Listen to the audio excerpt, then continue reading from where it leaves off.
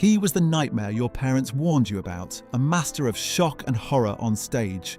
With smeared makeup, pythons around his neck, and guillotines as props, he transformed rock concerts into theatrical spectacles.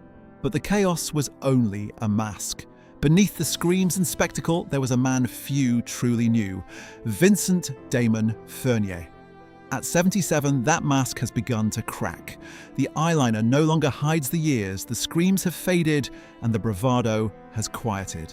Behind the legend, the reality is heartbreakingly human. A life lived between survival and performance. Childhood shadows. Vincent grew up in Phoenix, Arizona, in a strict, deeply religious household. The preacher's son endured a childhood of sermons, scripture, and silent suffering. Chronically ill, he spent months in hospital beds, fragile and isolated. Other kids played outside. Vincent read horror comics from his bedroom. Emotional dislocation followed, the sense of being unseen, misunderstood, and different. His parents' love existed within the bounds of strict religion, leaving gaps filled by fear and loneliness. Already, the seeds of Alice Cooper were forming, a psychological survival mechanism, a persona that could navigate a world that often felt too heavy, too painful for a sickly boy. Discovering music and escape high school introduced Vincent to two life-altering passions: music and performance. Alongside friends, he formed a band called the Earwigs, which evolved into Alice Cooper. Music became a sanctuary, performance a shield. Alice was everything Vincent was not: bold, unafraid, theatrical, monstrous. By embodying this alter ego, he could channel fear and frustration into art.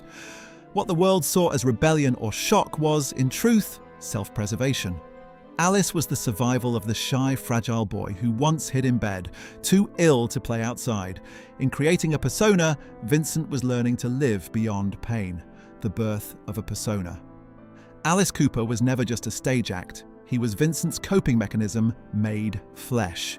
On stage, Alice could scream, thrash, and terrify. Off stage, Vincent remained shy, haunted, and deeply self-conscious. The makeup, guillotines, and props were liberating yet confining, giving freedom while trapping him in an identity that blurred the line between performance and reality. Fame magnified the contrast. The louder the crowds cheered, the quieter Vincent became. While fans idolized Alice, few asked about Vincent. Behind the persona, the boy from Phoenix still wrestled with fear, trauma, and self-doubt, a constant reminder that the mask never fully protected him. Rising stardom and hidden pain. The 1970s brought superstardom. Alice Cooper became a cultural icon, redefining rock performance with theatrical shock. But fame's spotlight was double-edged. While audiences celebrated chaos, Vincent's life spiraled privately. Addiction, pressure to perform, and the dissonance between his persona and his true self took their toll. The world saw wild performances. Only he knew the cost. Behind the blood and theatrics were silent struggles, childhood trauma, emotional scars, and years spent battling personal demons. The man who thrived in the spotlight was, in private, fragile, isolated, and haunted by pain few could see or understand. Addiction and survival. Vincent's battles with addiction were well documented, yet rarely fully grasped by the public. Alcohol and substances masked insecurities, fear, and the exhaustion of performing a persona night after night. Surviving decades of addiction, near-death experiences, and personal turmoil required resilience few could imagine. Yet survival demanded a cost. Relationships strained, private life fragmented, and the constant tension between the man and his alter ego intensified. Alice Cooper's chaos on stage masked Vincent's quiet suffering off stage. The very act that saved him, performance, also imprisoned him, leaving scars that applause could never erase. The mask's double edge. The Alice Cooper persona was both salvation and prison. On stage, he could channel aggression and fear into art. Off stage, he struggled with loneliness and isolation. Over decades, the line between Vincent and Alice blurred. Fame demanded constant performance, leaving little room for genuine rest or intimacy. The monster he created to survive began consuming him. The louder the audiences cheered, the further Vincent receded. Stage theatrics and persona building were brilliant, but ultimately insufficient shields against human vulnerability. By the time the world knew Alice, few remembered the boy behind the mask. Health and reflection. Now, at 77, Vincent faces the realities of aging.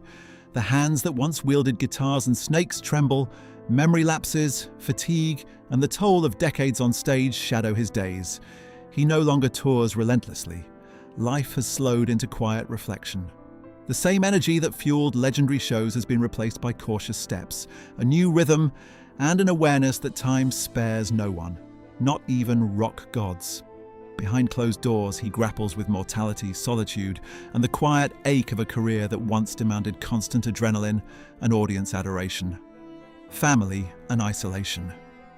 Despite enduring marriage and grown children, Vincent experiences moments of isolation. His children pursue their own paths, separate from his stage life, and his family life carries the weight of years spent performing and coping with addiction. The persona that protected him from childhood fear now sometimes separates him from connection. Even in the presence of loved ones, echoes of his past trauma and the constant tension between Vincent and Alice remain. Fame could immortalize his work, but it cannot shield the man from the human cost of survival, aging, and emotional dislocation. Legacy and reflection. Alice Cooper is immortal in rock history. Generations of musicians and fans celebrate his influence, theatrical innovation, and mythos. Yet, immortality does not prevent human sorrow. Vincent reflects on years lost to fear, addiction, and relentless performance. Regrets linger over strained relationships, missed family moments, and private battles fought alone. Fame preserved the legacy, but the man behind it endured real costs. While Alice will endure, Vincent's story reminds us that the triumph of a persona does not erase the struggles, vulnerabilities, and heartbreaks of the life lived behind the mask. Facing the final act. The final act of Vincent's life is quiet, private, and introspective. The stage, once alive with blood, screams, and spectacle, has been replaced by reflection. Makeup is optional now, props are stored, and the audience is gone. Yet the performance continues, an act of honesty, solitude, and reckoning. He confronts the man he was, the persona he created, and the life lived in extremes. Fame may have immortalized Alice, but Vincent faces the truth.